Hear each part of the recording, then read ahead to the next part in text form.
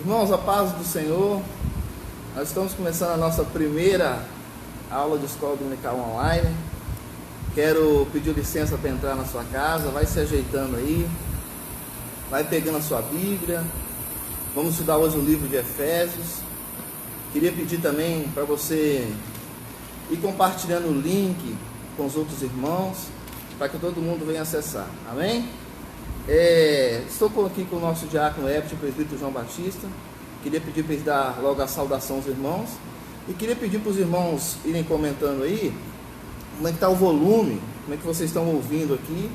Aí vocês vão dando um retorno para a gente. Amém? A gente está se ajeitando aqui ainda, os irmãos dão um retorno para a gente de como está o som, se o som está chegando bem até os aparelhos de vocês. Amém? Diácono Ebert. A paz do Senhor, meus irmãos e minhas irmãs, tudo bom? Essa manhã a gente vai estar falando sobre a lição que fala sobre a carta aos Efésios, né?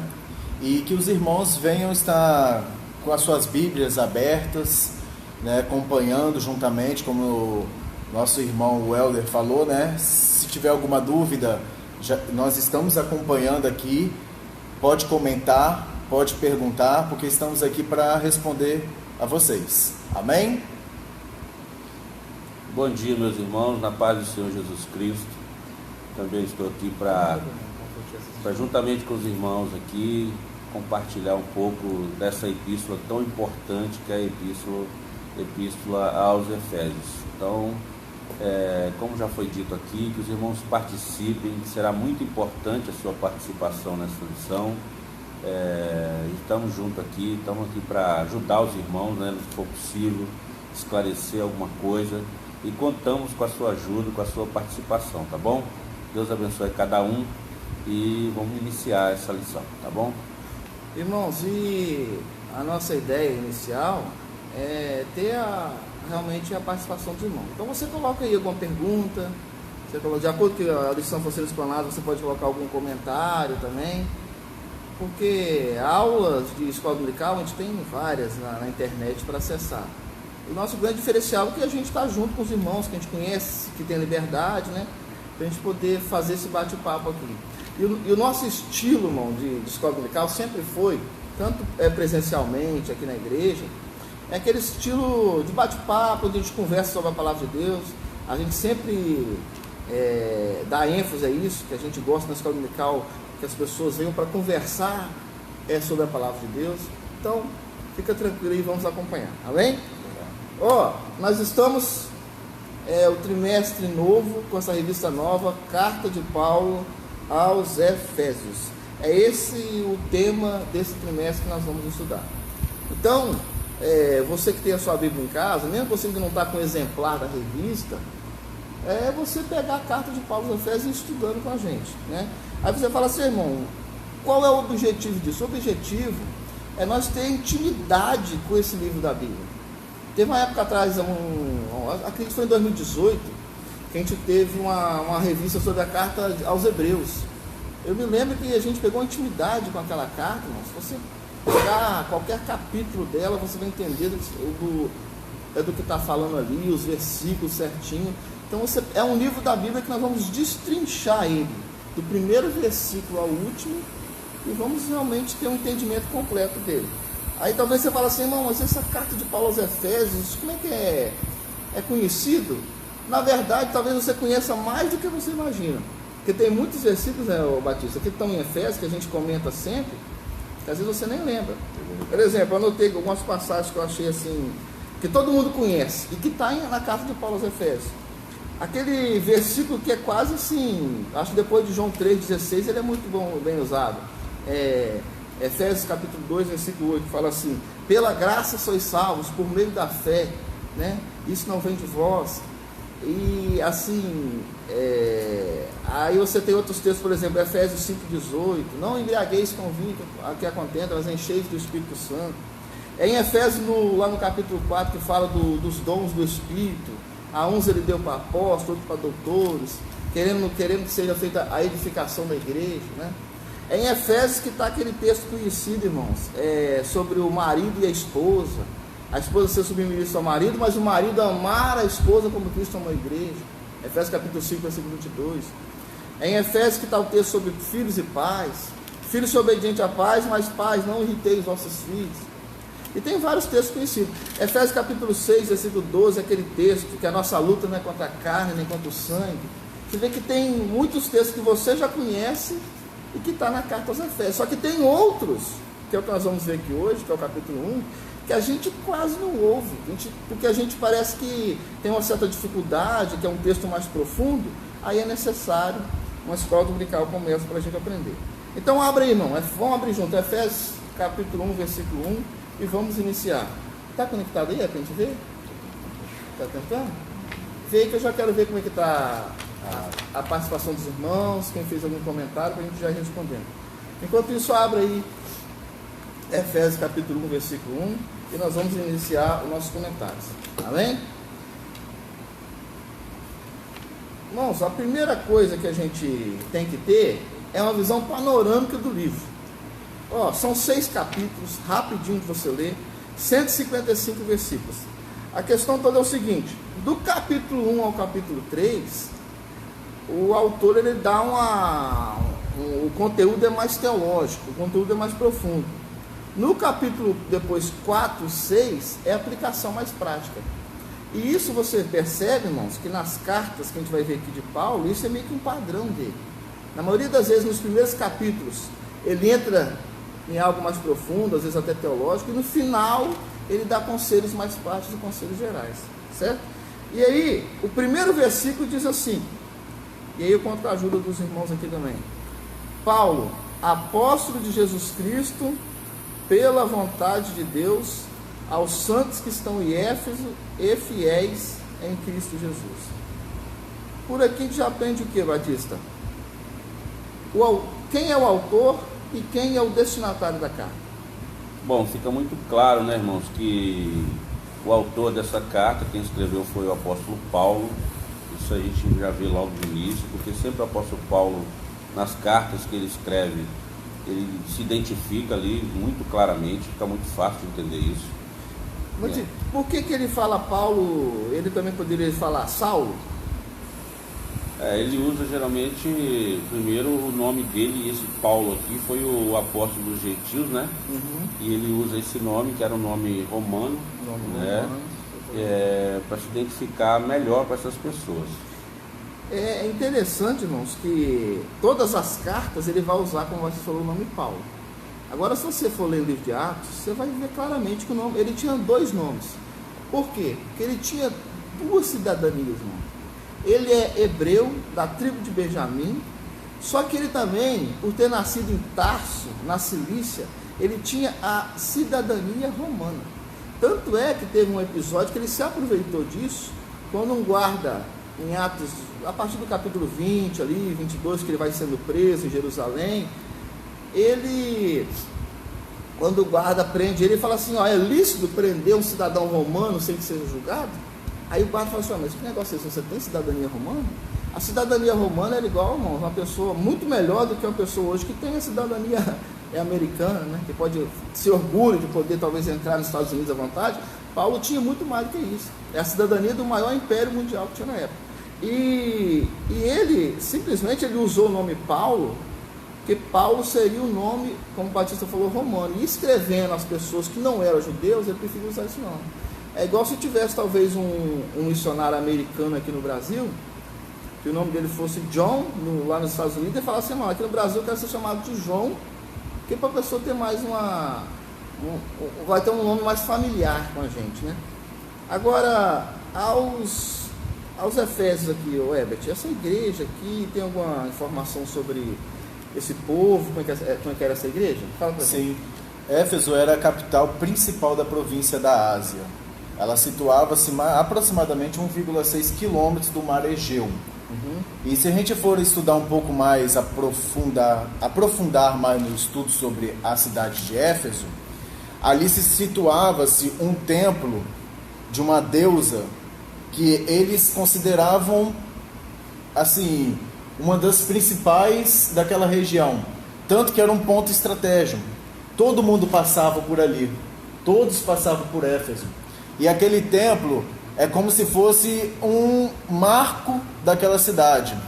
E o nome do templo era chamado Templo de Diana ou Artemis, né, que era um importante ponto de comércio aquela cidade. E o mundo do Mediterrâneo, como eu falei, passava por ali.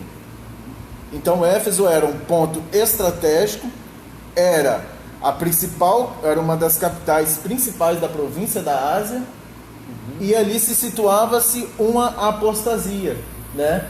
Que aquele templo, Diana ou Artemis, se situava ali. Então todos passavam ali para cultuar a ela. E o texto que vai mostrar, irmãos, o que o Eber está falando é Atos no capítulo 19.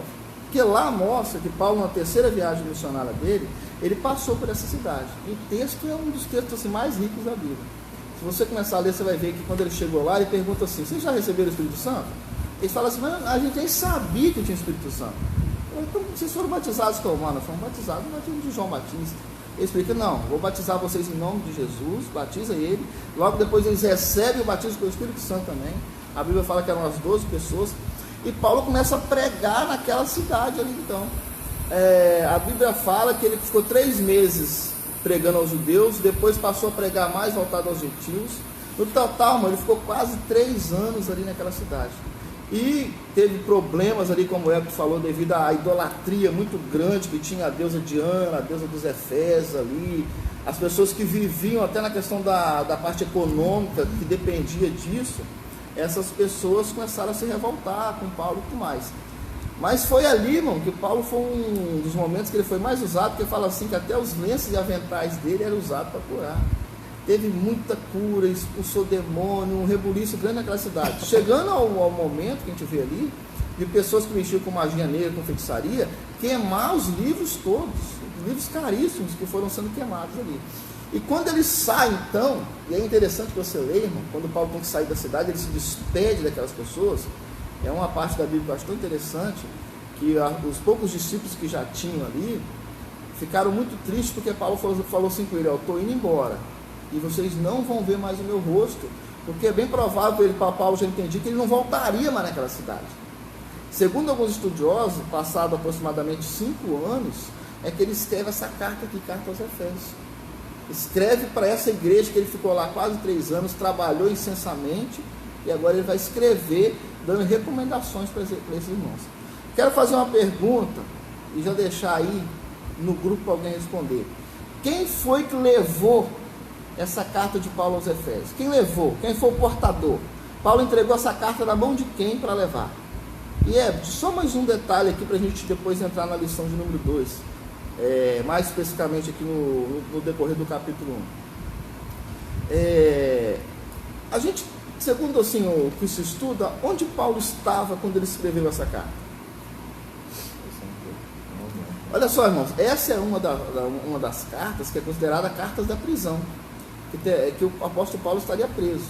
Seria no finalzinho da vida dele em Roma, preso em Roma, ele escreveu essa carta. Não só essa, como é atribuída também carta aos Colossenses, carta a Filemão, carta aos Filipenses também. São 4 cartas que são colocadas como Paulo preso. E você prova isso, irmãos, é muito claro. Por exemplo, no capítulo 3, versículo 1 de Efésios, ele fala assim, por esta causa eu, Paulo, sou prisioneiro de Jesus Cristo por vós, os gentios. Ele faz uma comparação, sou prisioneiro, mas prisioneiro de Jesus também. No capítulo 6 e versículo 20, ele fala assim, lá no finalzinho, porque pelo qual sou embaixador em cadeias, para que possa falar dele livremente, como convém falar. Eu sou um representante de Jesus, só que preso, mas preso eu estou falando livremente.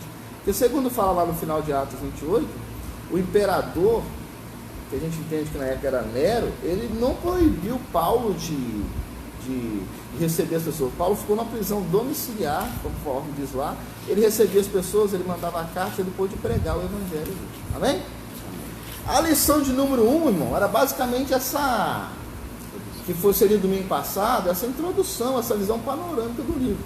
Agora a lição de número 2, ela pega aqui ainda no capítulo 1 de Efésios, do versículo 3 ao versículo 14. Sendo que alguns versículos, como 5 ao 8, a gente não entra muito nele, porque na lição que vem que ela vai ser mais abordada. Agora, se você perceber, alguém que já tem um arquivo digital da revista, até ainda a lição 4 vai ser sobre o capítulo 1 do Efésios.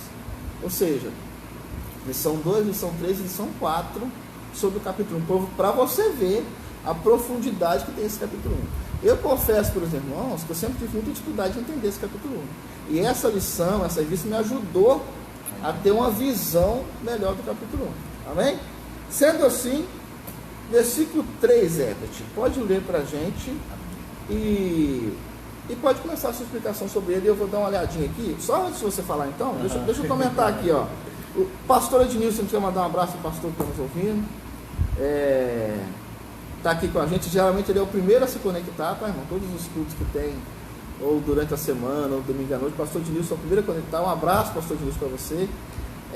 Está aqui também, ó, o nosso irmão Mateus, né? Mateus tem uma assiduidade boa, tanto no presencial como online aqui. Está aqui também a irmã Nete, a pastora Silvia, e tem alguns colegas irmãos também no caso do Instagram, que eu não estou vendo daqui, mas eu estou vendo os irmãos que estão no Facebook. Que Deus abençoe. Versículo 3, então, Herbert. Amém. E antes de a gente estar iniciando a leitura do versículo 3, um dos pontos principais para a gente entender, Paulo ficou em Efésios aproximadamente quase 3 anos. Ele ficou ali com os irmãos, sendo cabeça, orientando. Então vamos fazer a nossa leitura do versículo 3. Bendito o Deus e Pai de nosso Senhor Jesus Cristo, o qual nos abençoou com todas as bênçãos espirituais nos lugares celestiais em Cristo. Quando nós começamos eu gosto muito de falar com os jovens da seguinte forma: quando que a gente começa a destrinchar esse versículo, nós começamos a entender o seguinte. Vamos dividir esse versículo em 3 pontos. Primeiro, bendito o Deus e Pai de nosso Senhor Jesus Cristo.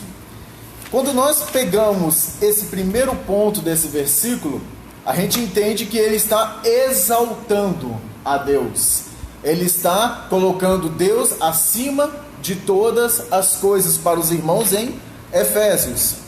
Logo em seguida, ele continua: o qual nos abençoou com todas as bênçãos espirituais.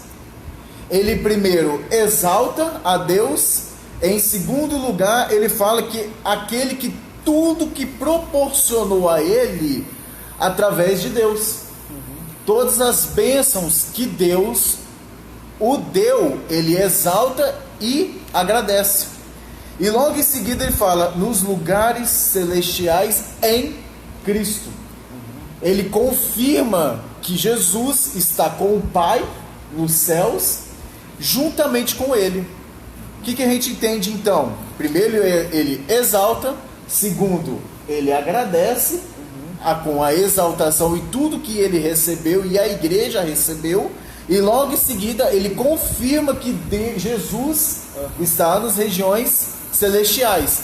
Lembrando, não podemos esquecer, Cristo ressurreto, vivo e não morto. Essa exaltação que ele faz, Batista, a revista coloca isso em termo assim, diferente, né? Qual que é o nome que ele dá para isso? Coloca como doxologia. Doxologia. Isso. Doxologia, né? O que seria doxologia? Rapaz, doxologia seria uma exaltação a Deus, né? Uma adoração, colocando Deus acima de tudo, de todos. Seria mesmo assim, seria uma forma de nós até mudarmos a nossa forma de orar. E primeiro colocar Deus, de buscar Deus sobre todas as coisas, né? Não entrar logo com as petições, né? Pedindo algo, mas primeiro exaltando a Deus, colocando Deus sobre tudo, como Deus adorando, uma forma de adoração, de tributo a Deus, né? De agradecimento, aí depois iniciar as nossas petições. E tem outros, igual eu acho que em Coríntios também ele fala do mesmo jeito, Pedro fala também, ele começa bendito Deus e Pai, ele começa a essa exaltação.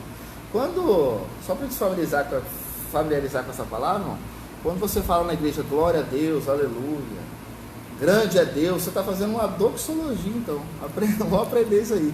E essa palavra, irmão, ela assim, é pouco usada, mas eu lembro muito dela. Tinha uma época quando a gente era pequenininho, na roça, não tinha muita coisa para fazer, a gente pegava a harpa cristã e ficava folheando, hino por hino, olhando. E tem um hino na harpa, o hino 487, o nome do hino é doxologia. E se você ler o hino, é tudo expressão de exaltação a Deus. A primeira estrofe ele exalta ao Pai, a segunda ao Filho, a terceira ao Espírito Santo. Eu vou ler só uma, por exemplo, a primeira estrofe. Glória seja ao grande Deus onipotente. Ao teu nome damos glória, porque é onisciente. Aleluia, aleluia, a Deus Pai onipresente. Então a doxologia é isso, e os apóstolos fizeram isso, os escritores da Bíblia fizeram isso. Nós fomos buscar outros versículos que iniciam assim, Romanos capítulo 11, versículo 36, Efésios 3, 21, né, que nós estamos, Filipenses 4, 20, Romanos 16, 25 ao 27, então são todos os versículos. Um exemplo aqui de Romanos 11, 36. Porque dele, por ele, para ele são todas as coisas. Glórias, pois, a ele eternamente. Amém. É um exemplo bem claro aí. Então, quando o irmão der um glória a Deus, aleluia, na igreja, fala assim, irmão, está fazendo uma doxologia. É por aí. E é interessante, irmão, que a gente tem que aprender, isso eu acho importante. Quando a gente for exaltar a Deus, a gente fala coisas que são realmente atributos de Deus. É que às vezes a gente acostumou a falar só uma palavra, mas talvez tenha um atributo de Deus. Se você manifestar ele e falar ele, você está exaltando a Deus de maneira grande. Talvez tenha palavras no nosso vocabulário que a gente poderia estar usando para Deus. Como Deus é lindo, como Deus é poderoso, forte é Deus. Então tudo são palavras de exaltação a Deus que a gente percebe na Bíblia, os apóstolos, os escritores colocando também. Agora quando ele diz aqui, o Heber, você comentou, que aí começa, bendito seja Deus e Pai, que nos abençoou com todas as bênçãos espirituais. Segundo, eu estava dando uma olhadinha em algumas Bíblias, até o título dessa parte aqui, do versículo 3 ao 14, alguns títulos que eles colocam, olha só, por exemplo, alguns colocam assim, o mistério da salvação, o plano divino da salvação. Outras Bíblias colocou, bênçãos espirituais em Cristo. Ele começa falando então, que em Jesus, irmão, nós somos abençoados de uma maneira grande e poderosa. Deus é como se fosse através de Jesus, tem bênçãos espirituais para cada um de nós. E é a partir daí agora que nós vamos destrinchando essas bênçãos espirituais. O versículo 4, que faz parte ainda, que faz parte também daqui da lição, só que ele é mais, vamos botar assim, ele é mais focado no tema do domingo que vem. Que ele diz assim, como também nos elegeu nele antes da fundação do mundo, para que fôssemos santos e irrepreensíveis dele de amor. Essa parte da eleição aqui, eleição, predestinação, a gente fala mais no que vem. Mas aqui tem a primeira bênção que Deus nos deu, a gente tem que citar. Que ele falou assim, que através de Jesus, nós fomos considerados santos e irrepreensíveis. Aí deixa eu te falar uma coisa. Santo, irmãos, segundo a Bíblia, é também quem está vivo e quem já cometeu pecado. Sabe por quê? Olha quando o apóstolo Paulo saudou os irmãos lá, ali no versículo 2 de Efésios mesmo. Ó. Ou melhor, no versículo 1 mesmo, ele fala assim, que está escrevendo aos santos que estão em Éfeso. Os irmãos daquela igreja, que aceitaram Jesus, foram justificados, a Bíblia chama ele de santo. Então você, diante de Deus, é um santo, que foi santificado por Deus. Olha só que interessante, irmão. Santo aquele que foi santificado por Deus, segundo a Bíblia aqui. E essa eu posso considerar assim, uma das primeiras bênçãos aqui, o comentarista até coloca na revista aqui, uma das primeiras bênçãos através de Jesus. Que o pecado que fazia separação entre nós e Deus, através de Jesus era tirado e nós somos colocados como santos. Aí nós vamos pular agora, irmãos, vamos dar uma puladinha para o versículo 9. Mas até o versículo 9, eu só quero lembrar aos irmãos que versículo 5, ele nos predestinou, uma travadinha ali, mas já voltou, isso aí, já voltou o Facebook. Você vê que no versículo 5, irmãos, olha como é que é bom você entender aqui, nos predestinou para filhos. Então a questão de você ser um filho de Deus, todo mundo é filho de Deus? Não, irmão. Aquele que aceitou Jesus como Salvador, ele é filho. O outro é o quê? É criatura. Mas aqui já fala que essa já é uma bênção, ser filho dele. E depois ele diz no versículo 7, em quem temos a redenção pelo sangue e a remissão dos pecados. Outra bênção. ser perdoado dos pecados. Batista e Eric, vocês podem me interromper quando vocês sentirem que dar contribuição, pode continuar. Eu só acho interessante frisar aqui, irmãos, quando ele fala, ó, vocês foram abençoados com bênçãos espirituais. Que bênçãos são essas? Vocês foram santificados, vocês são filhos. Versículo 7, vocês tiveram os pecados perdoados, né? E agora o versículo 9, que é uma bênção também. Batista, vamos lá, ó. Descobrindo-nos o mistério da sua vontade, segundo o seu beneplácito que propuseram em si mesmo. Difícil esse versículo. Se não fosse a lição de escola dominical, irmãos, eu não entenderia um versículo desse. Mas hoje eu tenho uma visão melhor sobre esse versículo. Batista, ajuda a entender o que seria esse versículo 9, que eu acredito que ele está agarrado com 10. Isso, o 8 também. Mas o 9 e o 10 parece que começa no 9 e termina no 10 também. Olha, versículo 9 aqui, por exemplo. Descobrindo os mistérios da sua vontade. Então, mistério da vontade de Deus, né? Segundo o seu beneplácito, que propusera em si mesmo de tornar a congregar, a juntar em Cristo todas as coisas, na dispensação da plenitude de dos tempos, tanto as que estão nos céus, como as que estão na terra. Então aqui, pelo bem, pelo amor de Deus, pela grande misericórdia de Deus, né, seu beneplácito, ele quer o quê? Ajuntar, trazer as pessoas, o ser humano, para Cristo, em todas as coisas, na dispensação da plenitude dos tempos. Então, na plenitude é o quê? Na finalização, né? Na conclusão dos tempos aqui, Deus, tanto as coisas que estão nos céus como as que estão na terra. Então Deus, ele quer o quê? O projeto de Deus é salvar todos, todo mundo. Então ele quer trazer todos para Cristo. E como que nós vamos nos tornar filhos de Deus, né? Deixar de ser criatura para ser filho de Deus, quando nós nos rendemos a Cristo, quando nós nos entregamos a Cristo. Amém? Pode comentar, se você tem algo. O que é o beneplácito, Everett? Propósito. É a segunda vez que ele usa. Lá em cima ele também usou. Segundo o beneplácito da sua vontade. Lá em cima no versículo 5 ele usou também. Segundo o seu propósito. E lembrando, eu até comentei com os irmãos aqui o versículo 8, que ele fala assim, que ele tornou abundante para conosco em toda sabedoria e prudência.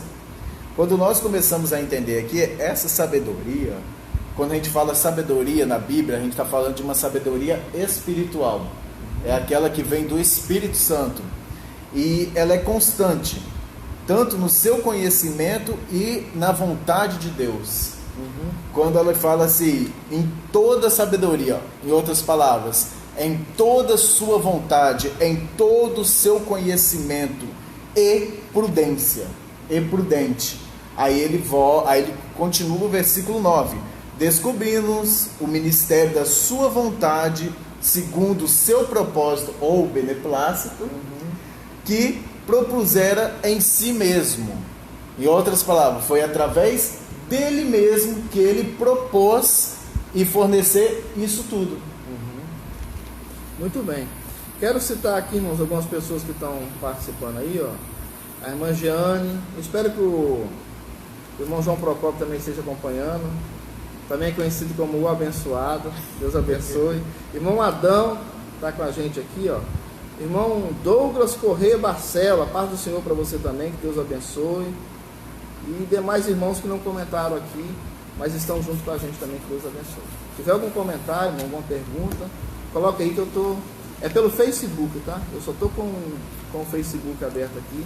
A gente pode ouvir o seu comentário também, alguma coisa assim. Irmãos, e para concluir aqui o versículo 10, quando fala aqui da plenitude dos tempos, aqui está falando do tempo que é o tempo de Deus, não é o Cronos, né, que é de cronometrar, mas é o tempo Kairos, que é o tempo de Deus. Então é uma coisa importante para nós entendermos, que aqui não é o tempo do homem. Então a plenitude dos tempos aqui, quando tudo se concluir, vai ser o tempo de Deus, e não o tempo que nós achamos que é o nosso tempo. Está conosco também aqui, irmão, a minha parente, ela é tia da Juliana, Célia. Botou aqui um amém aqui, que Deus abençoe também. Bem-vindo, Célia. Quero mandar um abraço para toda a família da Juliana também, que estiver acompanhando. Deus abençoe. O que eu acho, irmão, ajudando os irmãos também no versículo 9, é interessante o seguinte: Paulo dá a entender que tinha um mistério que estava oculto e que foi revelado agora através de Jesus. E isso a gente percebe em outros textos da Bíblia também. Por exemplo, no próprio capítulo 3 aqui de Efésios, ele vai falar a respeito disso. Quando ele fala no versículo 4, pelo que quando ledes e podeis perceber a minha compreensão do mistério de Cristo, versículo 5, no qual noutros séculos não foi manifestado aos filhos dos homens, como agora tem sido revelado. Em vários outros também textos ele vai falar disso, só tinha um mistério, uma coisa oculta, que Deus revelou só agora. E isso que ele está fazendo, que estava escondido, que Deus está revelando agora para nós entendermos, isso ele vem planejando há muito tempo, ele quer dizer. Isso é um plano que Deus tem lá atrás, tanto é que tem lugares aqui que ele usa assim, antes da fundação do mundo. E sabe o que é, ao meu ver aqui, estudando esse texto, foi a grande assim, revelação que eu tive nesse texto? É que Deus tem um plano já, que as coisas que estão acontecendo, é como se fosse assim, você, há muito tempo atrás, Deus tinha um plano com você já. Deus tinha um plano com a igreja, Deus tinha um plano de salvação. E muitos anos, isso não tinha sido revelado. As pessoas que viveram antes de Jesus, talvez elas não tinham nem noção de como seria isso. E é aqui que o apóstolo Paulo vai então abrir para ele falar assim, vocês, e muitos que eram talvez os que são judeus, eles não tinham nem ideia como que o plano de Deus era tão grande de salvar o mundo inteiro. Eles achavam que talvez era só para os judeus. Mas eu vou falar um mistério, Deus há muito tempo planejava, era salvar o mundo inteiro.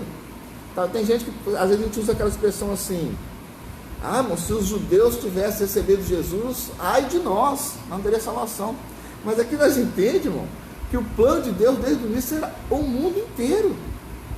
Ele planejou isso, Deus planejou isso, salvar o mundo inteiro. E eu fico lendo aqui, entendendo esse capítulo, eu fico alegre de saber que eu estou nesse plano de Deus. Já pensou, irmão? Que você está nesse plano de Deus que foi feito há muito tempo. Então, ele deixa bem claro aqui que esse mistério foi revelado, segundo, como diz o Heber, aqui, o consentimento dele, o propósito dele. E que plano é esse? Aí ele falou no versículo 10, igual o Batista falou, que congregar em Cristo, né, todas as pessoas, que Jesus dominar sobre todos. Fala desse mistério aí que o nosso diácono está falando, o Helder está falando aqui, em Colossenses, no capítulo 1, do verso 26, vamos ler do verso 24 em diante. Boa. Regozijo-me agora no que padeço por vós, e na minha carne cumpro o resto das aflições de Cristo, pelo seu corpo, que é a igreja, da qual eu estou feito ministro segundo a dispensação de Deus, que me foi concedido para convosco, para cumprir a palavra de Deus. O mistério que esteve oculto desde todos os séculos e em todas as gerações, e que agora foi manifesto aos seus santos, aos quais Deus quis fazer conhecer quais são as riquezas da glória deste mistério entre os gentios, que é Cristo em vós, esperança da glória. Então assim, quando fala de mistério, e a partir de agora, esse mistério é revelado, né? É porque para nós, vamos botar, Batista, a gente já nasceu aqui, né, no século 20, 21, a gente já pegou a Bíblia prontinha, para a gente isso é tão comum. Mas pensa que na época que estava vivendo, isso representava uma revolução. O judeu mesmo, ele não conseguia entender que para eles era só eles, é a nação escolhida. E a gente percebe que lá desde Gênesis 12, Deus falou para Abraão que nele seriam benditas todas as famílias da terra. Apesar de estar escrito isso, os judeus eles tinham essa dificuldade de assim, que negócio é esse? Mas todo mundo, quem não é judeu, aqueles que a gente considera como sujos, quem não é judeu é chamado de gentil na Bíblia. Então quando você vê o termo gentil, significa aquele que não é judeu. Então havia essa separação. Paulo está falando assim, vou falar um negócio profundo para vocês, que Deus tinha planejado isso há muito tempo. Deus queria salvar todos, e Deus planejou tudo para salvar quem não é judeu. Com isso, irmão, a gente não quer dizer que existe uma doutrina chamada doutrina universalista, né, que o comentarista coloca aqui na revista. que é aquela doutrina que fala assim, ó, no final todo mundo vai ser salvo, ninguém vai para o inferno. Esse é o plano de Deus. Isso aí a gente não vê na Bíblia. Isso aí não. Agora, quanto àqueles que aceitaram Jesus como Salvador, que creram e pela fé em Jesus são salvos, esses aí sim estão dentro desse plano de Deus. É o que a gente percebe aqui. E para complementar um pouquinho mais, quando Deus pede para Abraão, contar as estrelas dos céus e tentar também contar a areia da praia, a areia daquele local, a gente também entende que o povo de Israel não era aquela quantidade. Isso leva a entender que era uma quantidade muito superior somente ao povo de Israel. E a momento nenhum também Deus fala com Abraão que era só o povo escolhido, ou só o povo de Israel. Ele fala que ele ia ser pai de multidões, ou de nações, e outras traduções ainda traz também que ele seria pai de vários povos.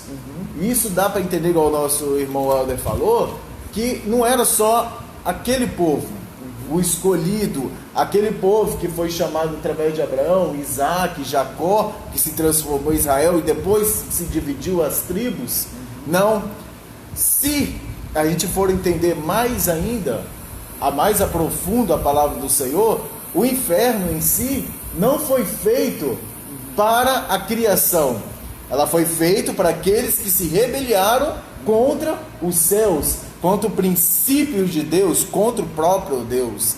Ali foi criado para eles, e não para a criação, não para o ser criado de Deus que somos nós. Isso aí.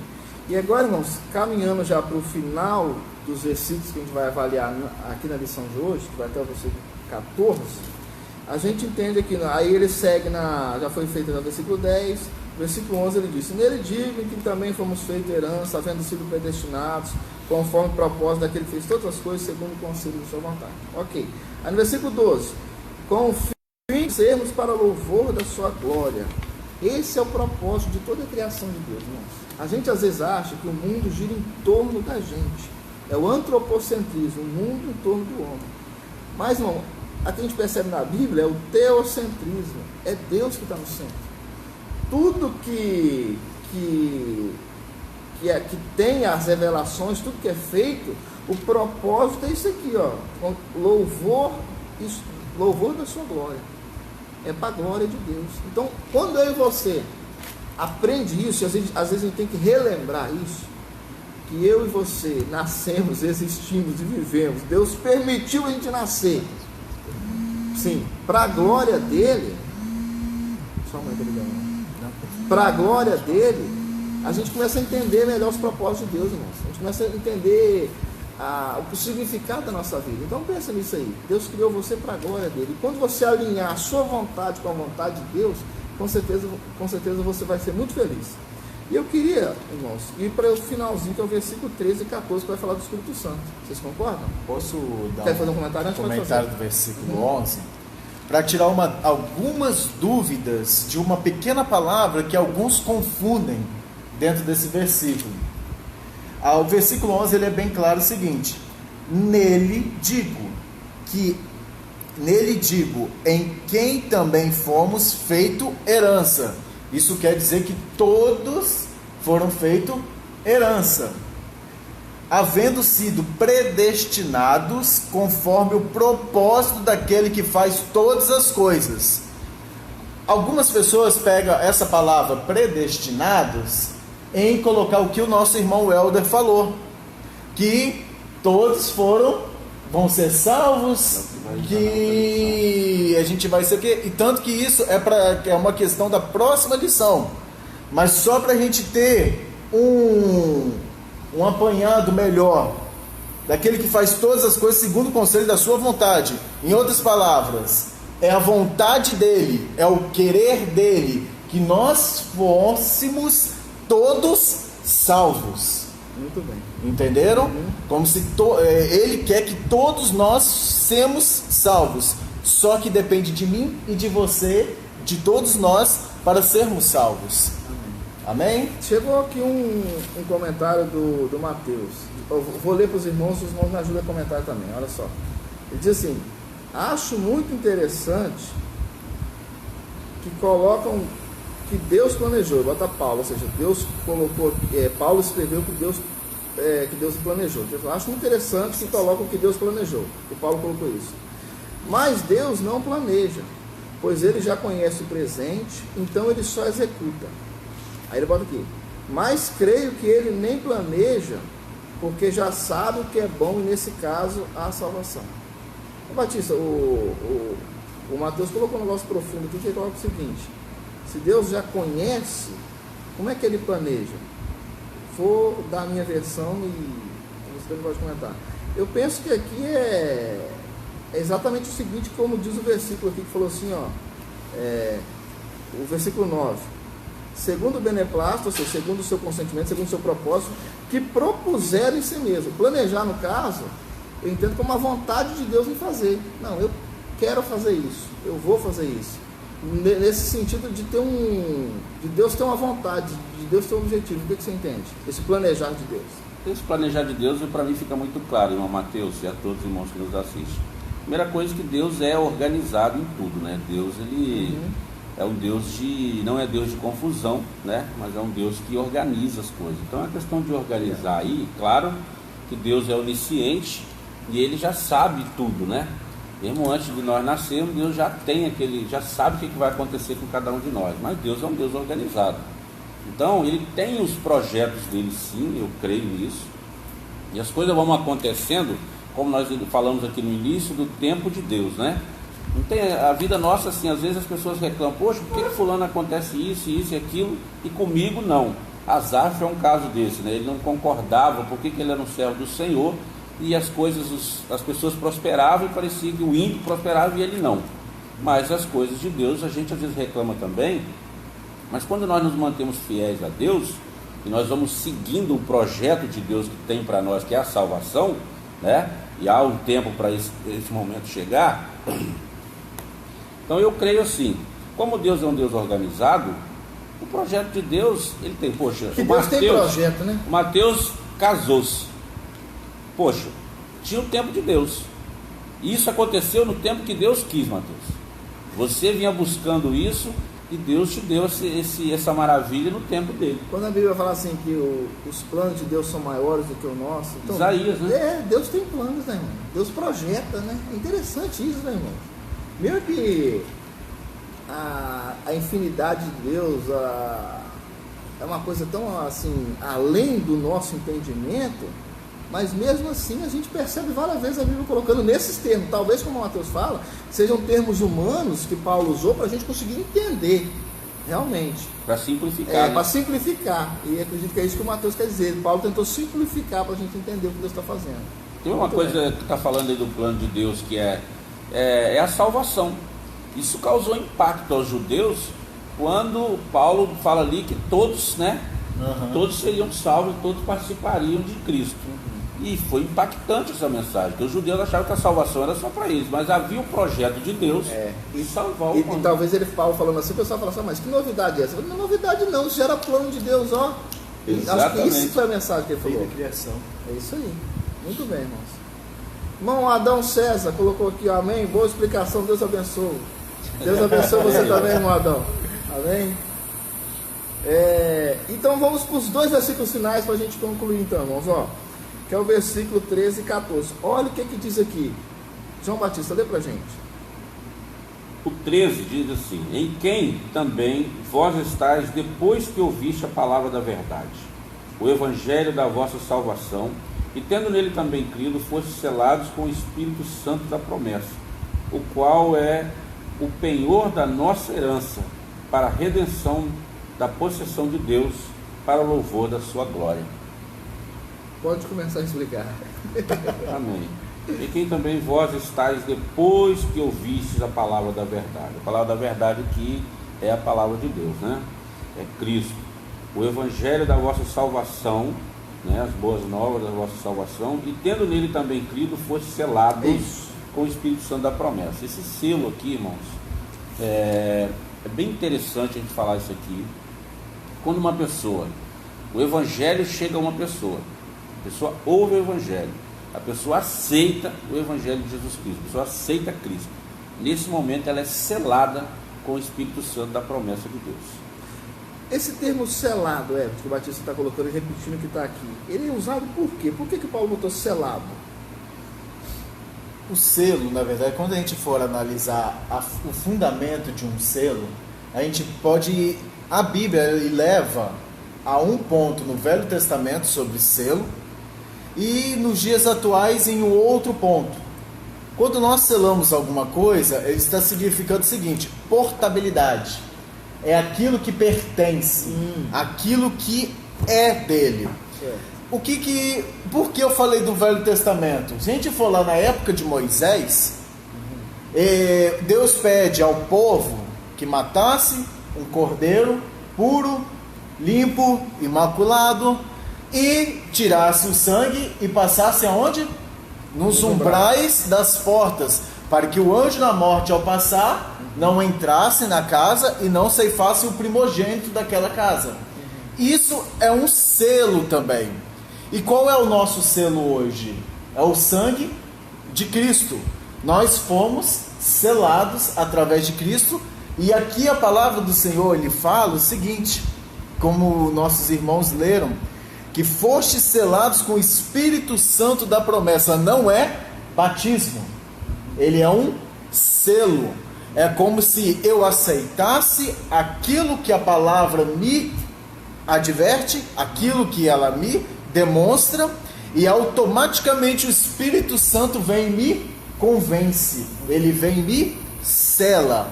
Amém? Amém.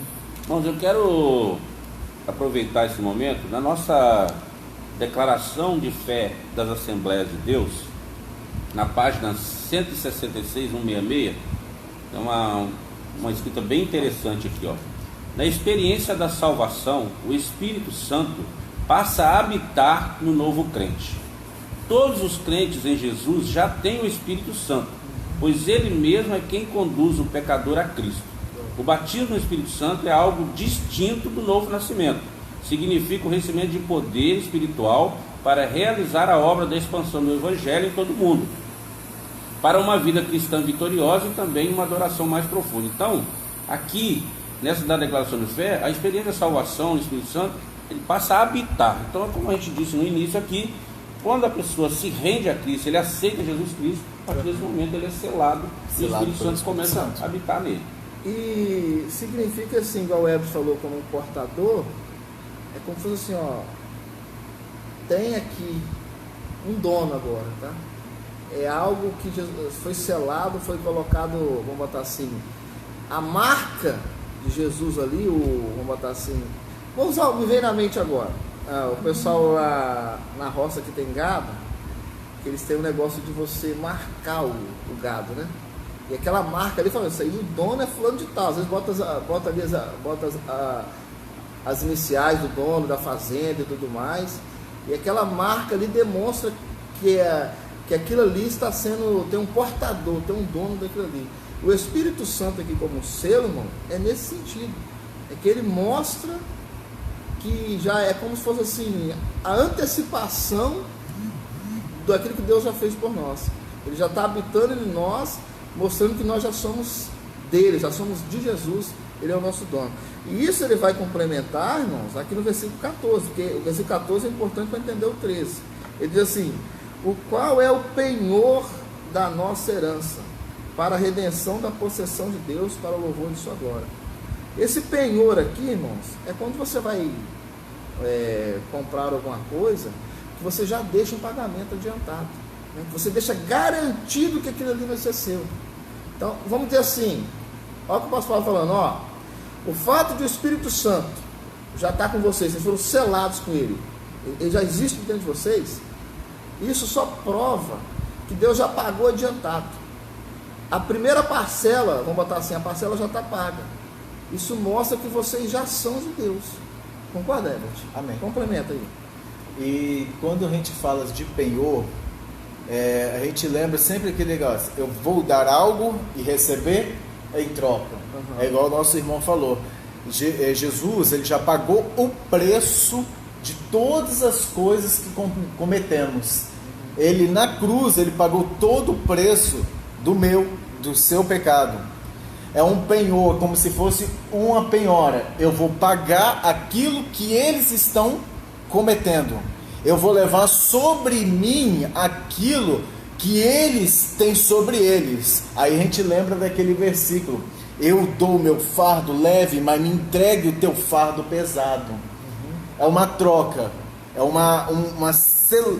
momento que é como se o rei pegasse o anel dele, jogasse num testamento, numa folha, e falasse assim: agora me pertence. Ele selou, ele marcou a marca dele. E a marca hoje que nós temos é o sangue de Cristo, através de Jesus Cristo, o sangue dele. Aí que muita gente confunde sangue e Espírito Santo.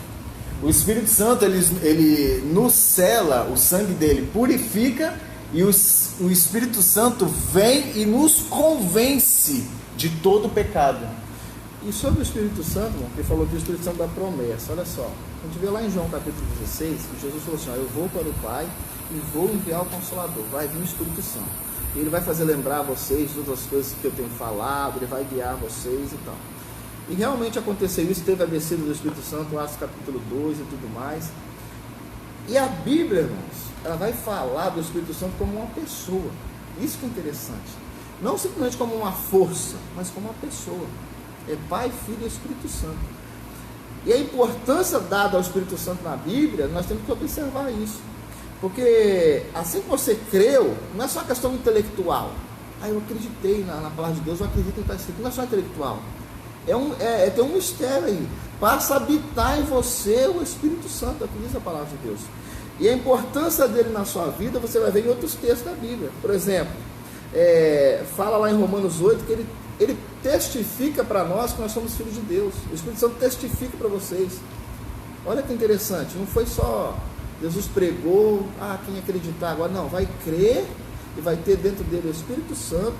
O Espírito Santo vai falar para essa pessoa: você é filho de Deus, tá? Ele vai mostrar para essa pessoa que ele é filho de Deus.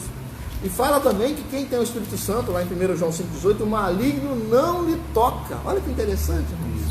O maligno não pode tocar em quem tem o Espírito Santo de Deus. E depois fala assim que ele está na gente para purificar nosso pecado, 1 Coríntios 6,11, conforme o comentarista colocou. Ele é o que convence o homem da justiça, do pecado, do juízo. Ele convence o homem do pecado. Olha a importância do Espírito Santo na Bíblia. E fala também em Gálatas 5, versículo 22 e 23, que ele que produz na nossa vida os frutos, que é chamado de frutos do Espírito. Que frutos são esses? São atitudes que são compatíveis com a vontade de Deus. Amor, paz, bondade, benignidade, fé, mansidão, longanimidade. São 9? São 9, né? São 9 os frutos do Espírito. Então lá, fé é um deles, alegria, paz. E a Bíblia diz assim que quem produz isso na gente é o Espírito Santo. Então quando ele fala aqui que vocês foram selados com o Espírito Santo da promessa, isso aqui entra naquilo que a gente falou lá no início, como uma das bênçãos advindas, uma das bênçãos espirituais. Pensa que coisa interessante. E quando fala aí que é o Espírito Santo da promessa, porque já vem desde o Antigo Testamento. Isaías, no capítulo 32, por exemplo, versículo 15, vai dizer assim: até que se derrame sobre nós o Espírito lá do alto, então o deserto se tornará em campo fértil, e o campo fértil será reputado por um bosque. Depois, Isaías 44 ainda, no versículo 3, vai dizer assim: porque derramarei água sobre o sedento e rios sobre a terra seca, derramarei o meu Espírito sobre a tua posteridade e a minha bênção sobre os teus descendentes. Então, por que Espírito Santo da promessa? É porque lá do Antigo Testamento já vem sendo prometido que chegaria esse tempo, né? Então chegou esse tempo aqui, onde nós estamos hoje nessa leitura. Muito bem, irmãos. Endes Nunes apareceu aqui, que Deus abençoe. Acredito que seja o nosso irmão conhecido, o presbítero Endes, que Deus abençoe. A irmã Miriam Santos mandou uma paz do Senhor pra gente. A paz do Senhor para você também, irmã Miriam. Deus abençoe. Irmão Endes, todos vocês, que Deus abençoe. Vamos para os comentários finais então, irmãos.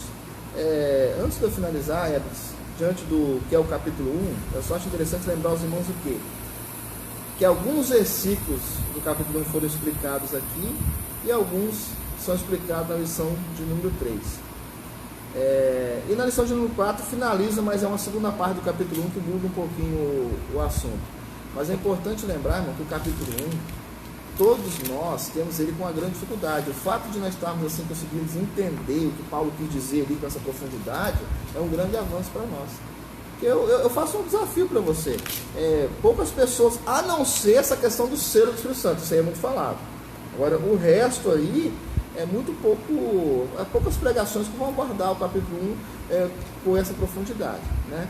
E vamos colocar assim, o importante, irmãos, é ao final nós entender a mensagem de Paulo toda. É o capítulo 1, 2, 3, o 4, 5, 6, é todos os capítulos. Não é só ficar, é só Efésios 5, 18, não. É Efésios 1, Efésios 2, é todos os capítulos a gente entender. Essa é tida, irmão, olha só, a carta de Paulo aos Efésios é tida como a rainha das cartas, a coroa das cartas. É tida como assim, segundo os estudiosos, uma das cartas mais profundas do apóstolo Paulo. Tanto na linguagem como no teor dela. Eu sou admirador de um pastor que já partiu, que já está com o Senhor, que chama Russell Shedd, e ele tinha, irmão, o livro preferido dele na Bíblia era a Carta aos Efésios, da profundidade dela, né? Então aí você vê como que é profundo o estudo dele. E eu tenho muito interesse, espero que você tenha também, de entender a Carta aos Efésios como um todo, todos os versículos dela. Vamos para as considerações finais, então. Herbert, João Batista. Bom, meus irmãos, eu quero, só para concluir, já foi até dito aqui, mas uma palavra importante sobre quem é selado pelo Espírito Santo. A gente pode encontrar lá em Gálatas, no capítulo 5, verso 22 e 23. Quando nós somos selados pelo Espírito Santo, a partir daí, nós começamos a demonstrar a marca que está em Gálatas no versículo 20, no capítulo 5, versículo 22 e 23, que diz assim: mas o fruto do Espírito é amor, gozo, paz, longanimidade, benignidade, bondade, fé, mansidão e temperança. Então, e o versículo 23 conclui assim: contra essas coisas não há lei. Então, a partir do momento que nós somos selados por Cristo, como foi dito aqui, nós começamos a demonstrar que nós somos realmente habitados por Deus, que nós começamos a demonstrar o amor, a paz com as pessoas, a alegria, o gozo, né, em estar com as pessoas. É o que nós estamos sentindo falta nesse momento, é de estar com os irmãos. A temperança. Então são coisas que nós precisamos trabalhar, e quem vai trabalhar isso na nossa vida é o Espírito Santo. Só que nós precisamos deixar isso acontecer. Quando nós aceitamos Cristo, a partir desse momento começa a haver uma mudança. Só que o aceitar Cristo não é apenas levantar as mãos e dizer que aceitou. Nós precisamos deixar Deus, porque isso é uma trajetória, isso é uma vida, é uma caminhada. Então que o Espírito Santo de Deus possa habitar na sua vida, a partir desse momento. Eu creio que quem já está nos assistindo aqui já tem o Espírito Santo de Deus, que ele já aceitou Cristo. Só que nós precisamos deixar Deus agir na nossa vida, e nós precisamos entender que nós precisamos aceitar e esperar, aguardar o tempo de Deus, e Deus vai fazer a obra dele na vida de cada um de nós. Amém? Que Deus abençoe a sua vida, Deus abençoe o seu lar, sua família, todo momento. É o meu pedido a Deus nesse momento, a minha oração pela vida de cada um de vocês. Amém. E uma das partes que essa lição ela nos traz, principalmente a epístola do apóstolo Paulo aos Efésios, que o tema principal dessa epístola ou dessa carta é o fato que a igreja é o corpo de Cristo. Nós somos o corpo de Cristo. Cristo é a cabeça e nós somos o restante de todos os membros. Da mesma forma que nós falamos aqui que fomos selados, né? Nós somos selados através do Espírito Santo e sangue de Cristo, e nós fomos sim separados, nós somos sim abençoados por Cristo, desde que de toda a criação, esse propósito nos leva a Jesus. A Bíblia, num todo, leva-nos a Cristo. E que Deus abençoe-nos, que Deus abençoe você, abençoe sua casa. Nunca esqueça de sempre estar unidos como corpo, você e sua família. Faça o culto em sua casa, sempre esteja acompanhando-nos nos cultos e adore a Deus aí sentado no seu sofá, ou até mesmo onde você esteja, de repente na sua cama, ou até na mesa, mas adore a Ele, como Paulo fez aqui. Bendito Deus e Pai de nosso Senhor Jesus Cristo. Ele louvou a Deus, ele exaltou a Deus. Exalte a Deus no seu lar, exalte a Deus na sua casa, porque Deus vai te abençoar muito grandiosamente. Que Deus esteja sempre convosco, que Deus os abençoe em nome de Jesus. Irmãos, nesse dia que nós estamos vendo hoje, eu tenho que lembrar o seguinte: talvez você, como crente, por não estar reunindo, pensa assim, eu vou tirar férias da minha vida espiritual. Aí não é diferente. Sabe por quê? Uma coisa é você não estar reunindo, outra coisa é você deixar de ter a sua vida devocional dentro de Deus. Por quê? O diabo, ele não tira férias. Não esqueça disso aí, não. Talvez você quer tirar uma férias como crente, mas o diabo não tira férias, não. Ele está aí para matar, para roubar, para destruir. Ele está querendo ceifar vidas mesmo. A gente percebe quantas pessoas foram dando lugar ao diabo, e a Bíblia fala, não deis lugar ao diabo. Foi dando lugar ao diabo e a vida dele foi só sendo destruída. Para a gente finalizar aqui, eu quero agradecer a participação de todos os irmãos. Quero citar aqui, João Procópio, irmão abençoado aqui, Pai do Senhor abençoados, muito bom. Deus abençoe também, irmão João Procópio. A gente contava com a sua participação aqui hoje e ver você é uma alegria para a gente. Douglas Correia Barcelo, que nos acompanhou, ele botou uma frase muito legal aqui, mas botou assim, nunca clamamos a Deus e recebemos um cheque devolvido com carimbo, graça suficiente. Isso nunca acontece. Segundo ele, é Sandy Sweet que falou isso, e botou entre parênteses Daniela. Não sei se Daniela é quem escreveu também aqui, junto com Douglas, mas eu gostei dessa frase. Isso nunca acontece, a gente clamar a Deus, receber um cheque devolvido chamado graça suficiente. Não, porque a graça, irmão, ela é suficiente mesmo. É interessante que Hebreus fala assim, que nós podemos chegar com confiança até o trono da graça de Deus, até o trono de Deus, porque tem graça suficiente para nós. Muito legal. Pastor Ednilson comentou aqui, excelentes comentários dos irmãos, que Deus continue nos iluminando. E no final, botou aqui, se Deus quiser, estaremos ligados para logo mais, às 7h30. Amém. Com culto abençoado. Convido todos a estarem ligados. Isso aí. Irmã Miriam comentou que estava sem som, né? Acho que deve ter sido do Instagram também, talvez deu algum problema. Estava sem som, espero ter resolvido. E com isso nós queremos agradecer a participação dos irmãos, foi um prazer estar com vocês. Hoje às 19h30, então, culto online sendo transmitido para todos os irmãos. Para finalizar, queria pedir para o presbítero João Batista fazer uma oração, deixar a bênção apostólica e estamos finalizando. Pode comentar. Não, nem tanto seria um comentário. A gente fazia algo diferente nessa manhã. Você que está nos acompanhando, principalmente, chama sua família nesse momento, seu filho, sua filha, sua esposa, seu esposo. Vamos fazer essa oração juntos. Pegue na mão dessa pessoa que está junto com você, do seu familiar que você esteja em casa. Incline a sua cabeça. A gente vai fazer essa união porque um dos planos de Deus para a igreja é a união. Mesmo de tudo isso que está acontecendo, a gente acompanhando os cultos na internet, ouvindo a palavra de Deus na internet, você não está sozinho. A sua família está com você. Deus nunca te abandonou. Deus nunca deixou você de lado. Pelo contrário, essa ferramenta que estamos usando hoje é uma ferramenta abençoada de Deus. Não é uma ferramenta usada pelo diabo, não. Mesmo que ainda assim é usada por ele, mas Deus está usando essa ferramenta para te abençoar.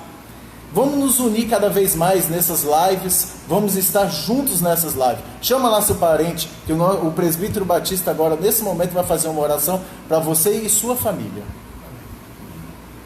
Então vamos fazer essa oração juntos, irmãos. Senhor meu Deus e Pai, nós queremos, Pai, nesse momento te agradecer em primeiro lugar por tudo que o Senhor tem feito por nós, Pai. Meu Deus, que o Teu nome seja louvado em todo momento, em todos os dias. Pai querido, que as nossas famílias, ó Pai, cada família representada neste momento, possa receber, meu Deus, toda sorte de bênção do Senhor. Pai querido, que a Tua graça seja derramada sobre cada vida. Meu Deus, sobre as crianças, os jovens, os adolescentes. Meu Deus, os pais. Meu Deus, que cada uma família, Senhor, que cada lar nesse momento possa ser, meu Deus, visitado por Ti, Senhor. Que o Teu poder, que a Tua graça, que a Tua paz esteja sobre a vida de cada um, meu Deus. Pai querido, nós Te louvamos, agradecemos por tudo que o Senhor tem feito nas nossas vidas. Porque o Senhor tem dado livramento, meu Deus. O Senhor tem trago restauração. Aleluia. O Senhor tem trago cura, meu Deus, sobre as vidas. Pai, mais uma vez eu me lembro aqui, Senhor, do irmão Osés, do irmão Bruno. Meu Deus, que eles possam se recuperar totalmente, ó Pai. Meu Deus, estive ali com eles, a gente já deram, Senhor, testemunho, meu Deus, que já havíamos melhorado, Senhor, já até saíram do hospital. Muito obrigado, Senhor, por tudo que o Senhor tem feito, por este momento aqui, Senhor, de aprendizado. Que o Senhor, meu Deus, continue sobre as nossas vidas também, que o Senhor continue nos dando sabedoria, discernimento, Senhor, da Tua palavra, interesse, Senhor, por aprender da Tua palavra, de conhecer ao Senhor. Pai, muito obrigado por tudo que o Senhor tem feito. Meu Deus, e continue conosco em todo esse dia, meu Deus, para que possamos estar aqui novamente à noite, meu Deus, fazendo essa transmissão, Senhor, da Tua palavra. Assim nós Te louvamos, Pai, e agradecemos no nome de Jesus Cristo. Amém. Amém. A bênção apostólica, que o grande amor de Deus, que a graça de nosso Senhor Jesus Cristo e a comunhão do Espírito Santo seja com todo aquele que aguarda a vinda de nosso Senhor Jesus, e todos digam amém, e que Deus os abençoe em nome de Jesus. Muito obrigado, amém, irmãos.